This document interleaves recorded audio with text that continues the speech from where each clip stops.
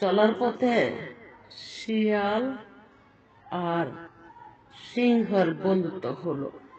তো শিয়ালার হলো শিয়ালা বুদ্ধি, সিংহর হলো লোভী বুদ্ধি।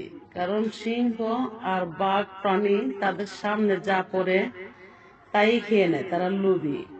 তো শিয়ালা দীর্ঘদিন ধরে চলাফেরা করে, সাথে সাথে সিংহ শিয়ালকে রাখে, কিন্তু সিংহ খাবার খায়, শিয়ালকে খেতে দেয় না। খেতে গেল শিয়ালকে একটা গর্জন মারে, শিয়াল দূরে চলে যায়। তো এইভাবে শিয়ালে মন খারাপ করে সব সময় থাকে, কিন্তু কখনো সিংহ জানতে চায় না কেন মন খারাপ করে থাকে। তখন শিয়াল বুদ্ধি করছে, তারে আর খেতে দেওয়া যাবে না, তারে আর বাঁচায় রাখা যাবে না। সে খেতে খেতে বনের সবকিছু খেয়ে নিচ্ছে, একদিন আমাকেও খেয়ে নিতে পারে। তারে বাঁচায় রাখলে বিপজ্জনক জীবন হতে পারে, তার সাথে চলাটাও মুশকিল। তো শিয়াল্লা বুদ্ধি করছে যে আজকে আমি অনেক কোথাও নিয়ে যেতে হবে। তখন কোথায় আছে কালো পানির নদী, সেখানে সে খুঁজতে খুঁজতে একটা কালো পানির নদী পেল। কারণ হলো কালো পানিতে কিন্তু মানুষের ছবি দেখা যায়, সবকিছুর ছবি দেখা যায়। তো কোথায় আছে কালো পানির নদী, কোথায় আছে কুমির নদীতে। তখন খুঁজতে খুঁজতে একটা গিয়ে কালো পানির নদী বের করলো, সেই নদীতে অনেক কুমির। তো সিংহকে বলল, দোস্ত চলো যাই এক জায়গাতে ঘুরতে। কোথায়? সেইখানে গেলে অনেক খাবার পাইবা, আমদানি রপ্তানি মজুত করতে পারো, অনেক খাবার আছে এক নদীর তীরে। সত্যি বলছো? হ্যাঁ। তাহলে চলো। তো দুইজনে যেতে লাগলো। হঠাৎ করে বাঘ দেখলো, শিয়ালকে জিজ্ঞাসা করলো, কিরে শিয়াল কোথায় যাস সিংহর সাথে? ঘুরতে যাই। কেন ঘুরতে যাস? খাবারের প্রয়োজন, আমাকে নিয়ে যাবি? তুই তো আর একটা লুবি, এক লুবির সাথে যাচ্ছি, ওই লুবি খাবার না পেলে তো আমাকে খেয়ে নিতে পারে। আবার তোর মতো বাঘ লুবিকে আমি নিয়ে যাব? অবশ্যই না, সম্ভব না, তোর জায়গায় তুই থাক। হঠাৎ করে সিংহ কথাগুলো শুনলো, শোনার পরে যে একটু একটু শিয়ালের প্রতি মায়া হলো। তো শিয়ালে তাকায় রইল।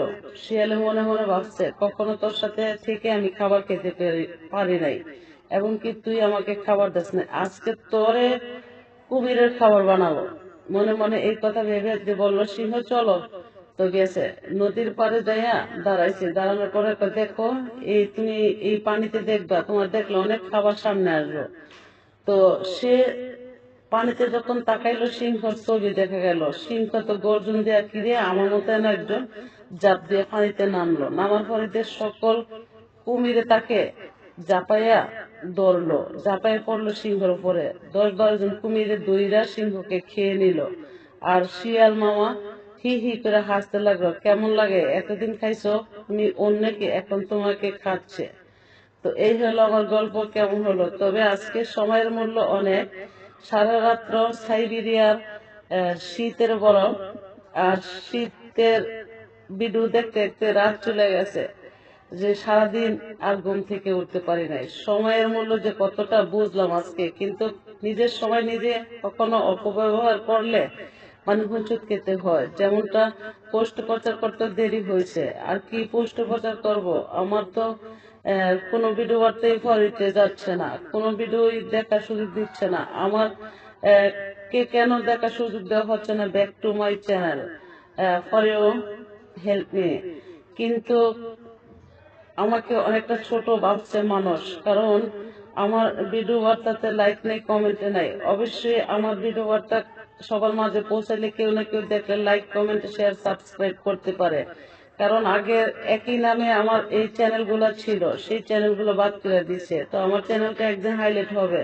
তো আমি কি কর্ম ছেড়ে দিছি? আমি চালিয়ে যাচ্ছি, যে ভাষায় চালানোর কথা সেই ভাষা দিতে পারি না। কারণ বাংলার পরিস্থিতি বর্তমান চলছে শুধু গুজব আর গুজব। সেই গুজব চালিয়ে আমার অনলাইন আমি বাদ করতে চাই না। তাদের যে একদিন থাকবে না, আমারটা থাকবে। খুদা হাফেজ, আসসালামু আলাইকুম।